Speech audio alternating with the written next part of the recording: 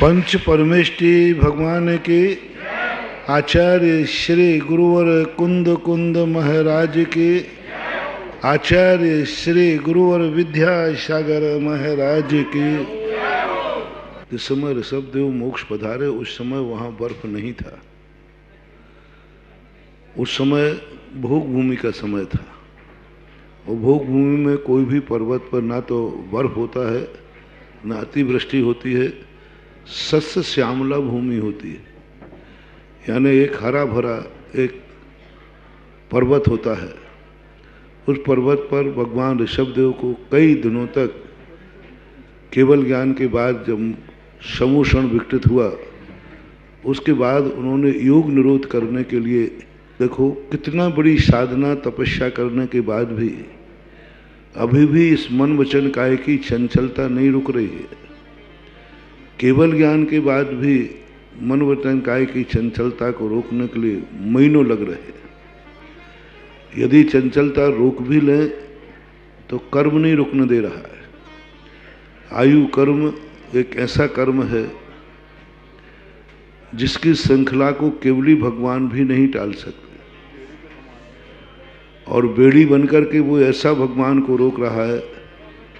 लगभग 1 माह तक लगभग योग निरोध ऋषभदेव का हुआ, कहीं 14 दिन का भी मिलता है। तो जो भी है 14 दिन तक या कितने दिन तक उन्होंने अपना योग निरोध किया। और योग निरोध में आयु कर्म तीर्थंकर प्रकृति ने अपना स्वभाव छोड़ दिया। जब जब व्यक्ति किसी कर्म के संपर्क में आता है तो वह नियम से कहीं ना कहीं से पहले तो अच्छा लगता है। कोई भी कर्म और नौ कर्म हमारे नज़दीक आता है तो हमें बहुत अच्छा लगता है कि कर्म और नौ कर्म हमारे अनुकूल बन रहे हैं। लेकिन कर्म और नौ कर्म के एक बार जो चक्कर में पड़ जाता है फिर उससे मुक्ति पाना कठिन है। कर्म को बांधना सरल है, कर्म से छूटना कठिन है, बहुत कठिन होता है। बांधने में देर नहीं लगती। एक समय में बांधा हुआ कर्म इतना बन जाता है 70 कोड़ा कोड़ी तक का। एक समय बांधने में एक समय वर्ती परिणाम है, मात्र एक समय। और उस कर्म को काटने में 70 कोड़ा कोड़ी सागर वर्ष लग सकते हैं। 30 कोड़ा कोड़ी, 20 कोड़ा कोड़ी। एक समय का अपराध बंध का हमें इतने करोड़ों करोड़ों सागरों पर्यंत तक छुटकारा नहीं मिलता। इसलिए जैनाचार्यों ने सबसे पहले कहा, कर्म और नौ कर्म से आकर्षित मत हो। एक बार तुम्हारा इनके प्रति आकर्षण हो जाएगा, फिर तुम छूटना भी चाहो तो फिर ये छूट नहीं सकते। आज ऋषभदेव केवल ज्ञान के बाद मोक्ष जाने के इच्छुक थे। तीर्थंकर प्रकृति ने नहीं जाने दिया। आज तीर्थंकर प्रकृति ने जैसे तैसे अपना बंधन ढीला किया, समूषण से मुक्ति पाई। आयु कर्म कहता है मैं एक समय भी खिसकने वाली नहीं हूं, एक समय भी कम होने वाली नहीं हूं। आप अनंत शक्ति संपन्न, अनंत चतुष्टय को प्राप्त करने वाले भगवान भी अपने आयु कर्म के लिए एक समय भी कम करने में समर्थ नहीं है। जब तक आयु कर्म का अंतिम निषेध शेष है, इनको संसार में रुकना पड़ेगा। कर्म जब तीर्थंकर को रोक सकते हैं, रोक रहे हैं, तो संसारी प्राणियों की तो क्या दशा है, क्या औकात है। तीर्थंकर को रोक दिया, लगभग 14 दिन हो गए, 15 दिन हो गए, निरालंब होकर के खड़े। उनको कोई काम बाकी नहीं था। मात्र आयु कर्म जो है वह सब कुछ अपने आप में बंधन का रूप ले रहा है। शेष अघातिया कर्म तो बेचारे आयु कर्म के बराबरी पे आ गए। आयु कर्म के बराबर उन्होंने कर लिया। उन्होंने अघातिया, उनको इसलिए कहते हैं कि वो भगवान के बीच में बाधक नहीं बनते। इतने साधक बनते हैं कि यदि आयु कर्म जल्दी खत्म हो जाए तो शेष आघात या कर्म अपना समुद्घात करके स्थिति कम कर देते हैं। इनको इसलिए आघात या कहते हैं, ये किसी को घातते नहीं हैं। ऐसे भगवान कैलाश पर्वत के ऊपर जो बैठे हैं उनको अपन 1 मिनट ध्यान करें। वर्तमान में जो कैलाश पर्वत है उसका स्मरण करें, जो गए हों या न गए हों। चारों तरफ से बर्फ से सभी आंख बंद कर लें और अपन साक्षात प्रभु का मोक्ष अपने ध्यान में देखें और ऐसा महसूस करें कैलाश पर्वत के ऊपर 500 धनुष की काया वाले स्वर्णमयी, जिनका शरीर है बिल्कुल स्वर्ण के समान दमकता हुआ, भगवान आकाश में खड़े हुए हैं। और आकाश में खड़े हुए भगवान अपने शुक्ल ध्यान की तरफ बढ़ रहे हैं। आवर्जित करण करते हुए अपने सूक्ष्म मन को निरोध करते हैं, सूक्ष्म वचन को निरोध करते हैं, सूक्ष्म काय को निरोध करते हैं। और तृतीय शुक्ल ध्यान में जो बैठे हैं, तृतीय शुक्ल ध्यान में सूक्ष्म काय योग में स्थित होकर के सूक्ष्म क्रिया प्रतिपाति नाम का ध्यान ध्याते हैं। और सूक्ष्म क्रिया प्रतिपाति ध्यान के अंतर्गत उन्होंने शरीर नाम कर्म के उदय को रोक दिया। और जैसे ही सूक्ष्म क्रिया प्रतिपाति नाम का ध्यान हुआ, 14वें गुण स्थान में पहुंचते ही भगवान देखो एकदम अपने अंदर ही देखना, कैलाश पर्वत को मत छोड़ना, अलौकिक दृश्य होगा। भगवान का शरीर विकृत हो जाएगा, आत्मा आकाश में जाती हुई दिखेगी, अपने द्वारा किए गए उपकार को भूल जाता है। और कर्म नौकर्म भगवान के लिए भी रोकने में बाधक बन जाता है। भगवान को भी 14 दिन तक इस कर्मों ने, चलो तीर्थंकर प्रकृति ने तो कम से कम इसलिए रोका कि अपन सबको लाभ हो रहा था,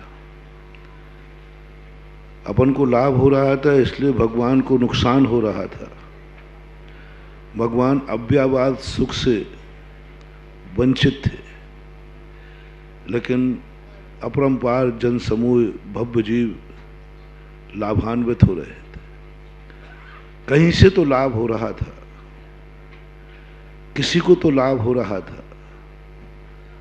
तीर्थंकर प्रकृति से प्रति अपन संतोष धारण कर लेते हैं और अपने लिए तो परम उपकारी है तीर्थंकर प्रकृति, कि उसी प्रकृति के कारण से भगवान हमारे बीच में रहकर हमें तत्व ज्ञान दे जाते हैं। लेकिन आयु कर्म ने तो बहुत बड़ा अनर्थ किया, क्योंकि इसने जब हम लोगों को लाभ मिलना बंद हो गया तो फिर ऋषभदेव को 14 दिन तक कोई मतलब ही नहीं निकलता, कोई मतलब नहीं, कोई वहां जा ही नहीं सकता। जिस समय लोग योग निरोध करते हैं उस समय उनके निकट कोई नहीं पहुंचता। अवध ज्ञान आदि से दर्शन करते रहते हैं, ना तो जनता को लाभ है और ना भगवान को लाभ है। लेकिन महान आत्माओं की विशेषता होती है कि उनके साथ कितना भी कोई अपकार करे, लेकिन वे उसका उपकार ही करते हैं। कितना भी उनके लिए विपरीत वातावरण बनावे, वे सामने वाले पर उपकार ही करते हैं।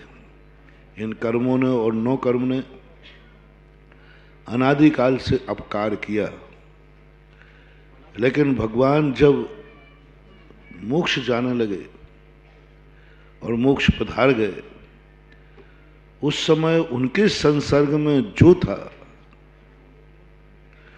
उस सबको इतना पावन बना गए, इतना पावन बना गए कि सारी दुनिया के मरने के बाद सूतक लग जाता है, अशुद्धि हो जाती है। लेकिन आज ऐसे अंतिम दशा को प्राप्त हुए कि सुआ सूतक नहीं, जिनके सुआ सूतक थे उनके सुआ सूतक दूर हो गए। एक आत्मा देखो, जन्म के समय मैंने कहा था कि जन्मते ही सुआ लगता है, लेकिन इनके जन्मते ही किसी को सुआ नहीं लगा, किसी को कोई विकल्प नहीं हुआ, कोई भी नहीं। यानी वो किसी को अशुद्ध करना ही नहीं चाहते, किसी को अशुद्ध दशा में डालना ही नहीं चाहते। महान आत्माएं सोचती हैं कि कोई मुझे कितना भी बाधा करे, लेकिन मैं तो उसके ऊपर उपकार ही करूँगा। परिवार के ऊपर उपकार, माँ बाप के ऊपर उपकार। जब वो दीक्षा ली तो उन्होंने अपने शरीर को भी इतना उपकारित कर दिया, इतना उपकारित कर दिया। स्वभावता सुचौकाए रत्नत्रय पवित्र थे। ये शरीर कभी शुद्ध नहीं होता, शुचि नहीं होता, लेकिन महान आत्माएं रत्नत्रय धारण करके इसे भी पावन और पवित्र बना देते। इतना पावन पवित्र बना देते हैं कि इनके चरणों में गिरा हुआ गंधोदक बन जाता है जल। दुनिया के शरीर को स्पर्श करता है जल तो गंदा हो जाता है, इतना गंदा हो जाता है कि वो स्वयं के लिए भी छूने लायक नहीं रहता। लेकिन एक आत्मा ने रत्नत्रय के माध्यम से सप्त को धातुओं से भरा हुए शरीर को इतना पावन कर दिया, इतना पावन कर दिया कि वह जो जल उसको छू लेता है वो गंधोदक बन जाता है। शरीर की प्रायः सभी आचार्यों ने निंदा की है।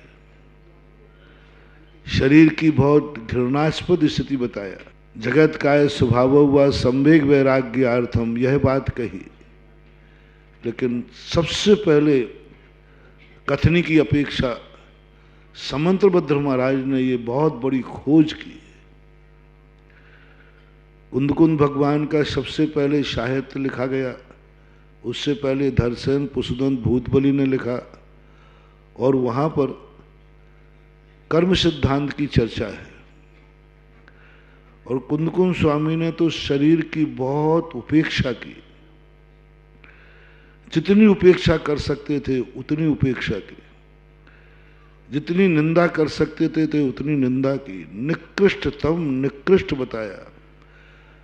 कर्म और नौ कर्म की तरफ तो उन्होंने कहा कि नहीं, ये कभी हितैषी हो नहीं सकते, तीन काल में ये कभी तुम्हारे लिए अनुकूल हो नहीं सकते। नीम कितने भी गुड़ घी से खाओ लेकिन वो मीठी हो नहीं सकती। इसी प्रकार कर्म और नौ कर्म यानी कर्म और शरीर ये कभी हितैषी नहीं हो सकते, ये कभी अपना स्वभाव नहीं छोड़ सकते। लेकिन पूज्यवर समंत्रभद्र महाराज की बहुत बड़ी खोज, अलौकिक खोज, बहुत बड़ी वैज्ञानिक दृष्टिकोण, जिन्होंने अपनी लेखनी में सबसे पहले, कुंदकुंद भगवान ने तो कह दिया शरीर की स्तुति से कोई स्तुति नहीं होती है, शरीर की वंदना कर लेने से कोई वंदना नहीं होती है, स्पष्ट नहीं, शरीर की स्तुति से कोई स्तुति नहीं होती है। लेकिन समंत्रभद्र महाराज ने क्या वैज्ञानिक दृष्टि लगाई। सारी दुनिया, कई लोग वैज्ञानिक वो होते हैं जो लोग किसी वस्तु को यूजलेस मानकर फेंक देते हैं। आजकल विज्ञान सबसे ज़्यादा बेस्ट मटेरियल के उपयोग करने में खोज कर रहा है। बेस्ट मटेरियल को कैसे पुनः उपयोग किया जाए, सबसे बड़ी आज विज्ञान की एक खोज चल रही है कि बेस्ट मटेरियल जो किसी काम का नहीं है उसका उपयोग कैसे किया जाए। गंदा पानी जो किसी उपयोग में नहीं है उसको पुनः उपयोग में कैसे लाया जाए। हर चीज में ये चल रहा है। और यही खोज हमारे समंत्रभद्र महाराज ने की कि ऐसे वस्तु का कैसे उपयोगी बनाया जाए। तो उन्होंने एक सूत्र दिया कि शरीर की ही निंदा मत करो। शरीर ही निंदनीय नहीं है, शरीर में रहने वाला जो है वो कितना निंदनीय है। शरीर में रहने वाले के अंदर कितनी बड़ी योग्यता भी है, कितना बड़ा काम कर सकता है, उस अतिशय को प्रकट किया। उन्होंने कहा कि अपन शरीर की निंदा करते हैं, लेकिन शरीर में रहने वाला जो चैतन्य प्रभु भगवान आत्मा है, इसके चमत्कार कम है क्या, इसके अतिशय कम है क्या। हे चैतन्य आत्मा, तू इस शरीर की निंदा मत कर, तेरे में वह ताकत है, वह शक्ति है कि असुचित शरीर को भी सारे जगत में पुजवा सकता है। जो वेस्टेज बेकार या ना होता है उसके लिए बोलो, ये शरीर बेकार है, सब में निंदा की, गंदा है, सातों को धातुओं से भरा है। लेकिन हे चैतन्य प्रभु, भगवान में ही अतिशय नहीं है। तुम्हारी चेतनता यदि जाग जाए, यदि आत्मा रत्नत्रय को स्वीकार कर ले, तो रत्नत्रय धारण करके ही आत्मा भगवान का रूप बन जाएगी। और भगवान आत्मा जहां रहती है उस स्थान को मंदिर कहते हैं। तो ये शरीर को तुम मंदिर बना सकते हो। ईंट गारे का मंदिर बनता है, ईंट गारे से मकान बनता है। लेकिन 9 देवताओं में चैत्यालय भी वंदनीय है, पूजनीय है। कैसे हो गया? ईंट गारे ही तो है, इसमें पलस्तर है, सब कुछ है। मात्र एक भगवान बैठने के बाद यह ईंट गारे का मंदिर, ईंट गारे का मकान भी मुनियों के द्वारा भी वंदनीय हो जाता है। हम लोग भी दूर से मंदिर के शिखर देखकर चैत्यालय की वंदना करते हैं, उसके सामने से गुजरते हैं तो चैत्यालय को नमस्कार करते हैं। आप लोगों के यहाँ मंदिर में जाने के पहले देवी को नमस्कार करने की परंपरा थी, आज लोगों ने गौण कर दी। बहुत बड़ी परंपरा थी। यानी देवी को नमस्कार करने का अर्थ था चैत्यालय को नमस्कार करना। जिसमें भगवान बैठे ऐसा चैत्यालय भी 9 देवताओं में है। दूर से शिखर दिख जाए तो शिखर को नमस्कार करना चाहिए, दूर से ध्वज दिख जाए तो ध्वज को नमस्कार करना चाहिए। ये चैत्यालय के अंश है। और जब भी मंदिर के सामने से गुजरो तो हाथ जोड़ करके ही निकलना चाहिए। भगवान दिखें या ना दिखें, किवाड़ बंद रहे तो रहें, भगवान का दर्शन होवे या ना होवे, लेकिन जब मंदिर के दरवाजे से निकलो नियम से हाथ जुड़ना चाहिए, क्योंकि ये चैत्यालय वंदना के योग्य है। आपको तो छोड़ो, हम मुनिराज भी वंदना करते हैं। ऐसी स्थिति में भगवान बैठ गया। ये कला पूज्यवर समंतमंत महाराज ने दी, तुम रत्नत्रय धारण करो।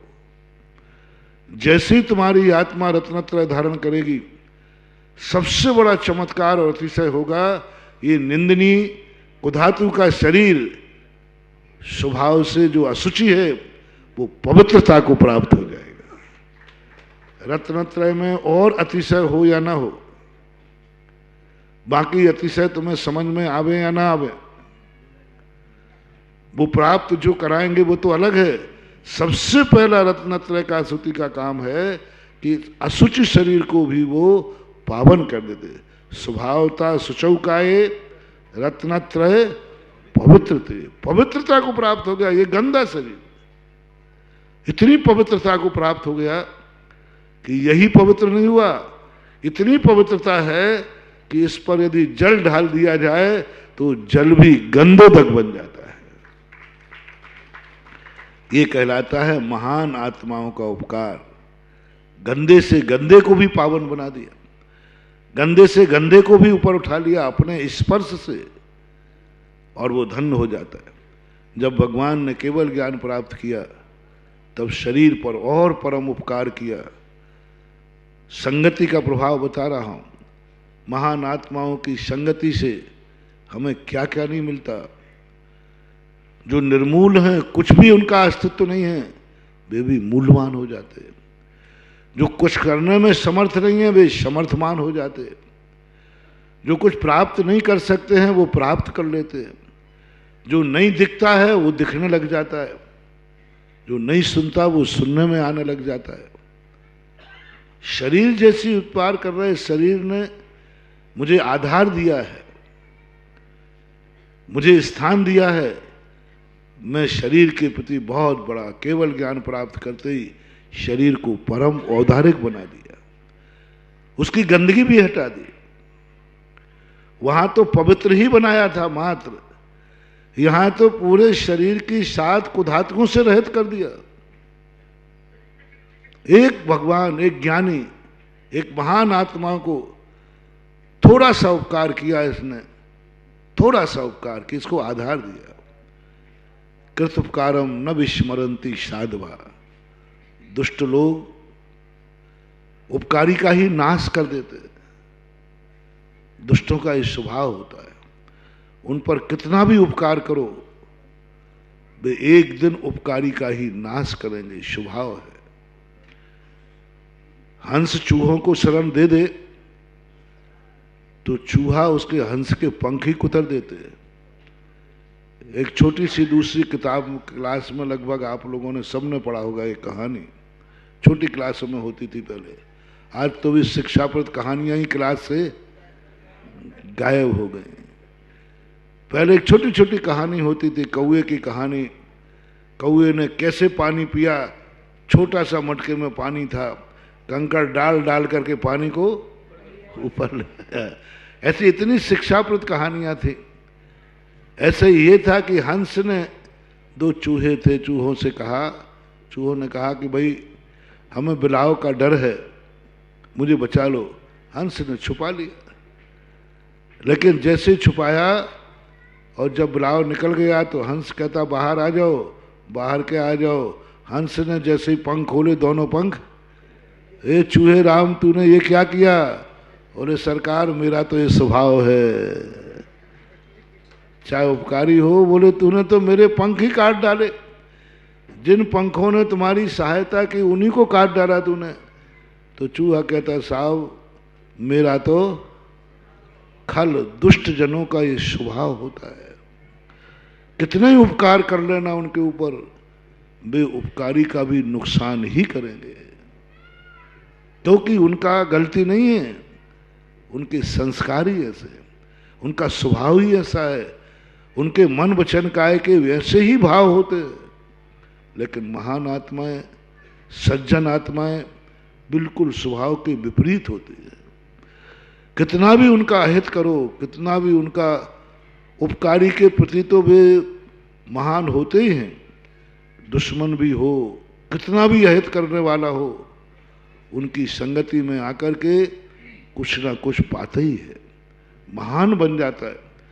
ये निकृष्ट शरीर भगवान की संगति में आया, भगवान ने इसको परम औदारिक रूप प्रदान कर दिया। परम औदारिक का अर्थ होता है समस्त प्रकार के निगोदिया जीव, वो सड़न गलन आदि सब नष्ट हो जाते। और ऐसी परम औदारिकता के बाद आज जिस प्रसंग में मैं कहना चाह रहा हूं, अंत में देखो मल कहलाते हैं। शरीर में अब कोई मल तो रहा नहीं, सारा मल निकल गया, 2 मल रहे अभी बस, नख और केस।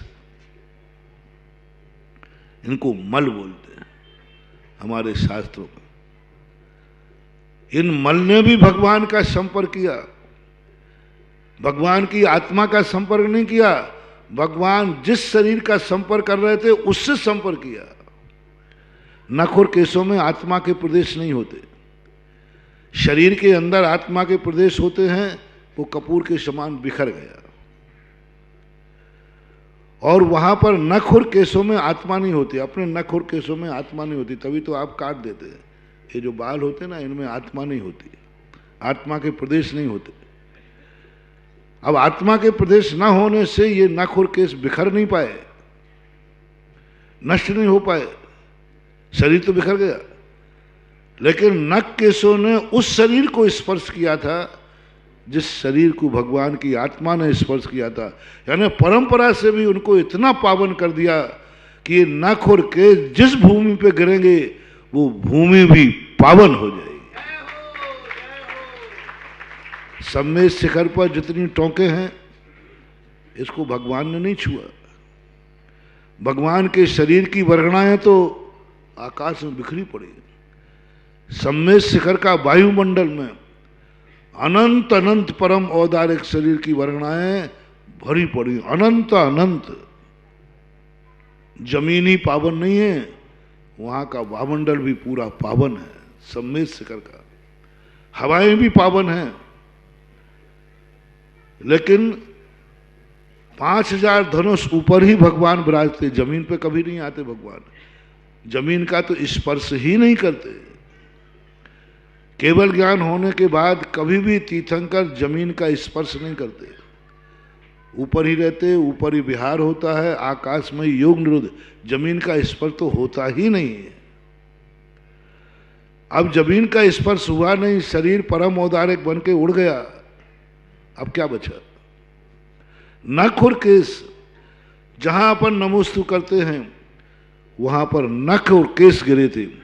नख केसों में इतनी ताकत कि वे उसको टोंक बना गए, और आज मुनिराज भी उस स्थान की वंदना कर रहे हैं जिस स्थान को नख केसों ने छुआ था, बस, और कुछ नहीं बंधु।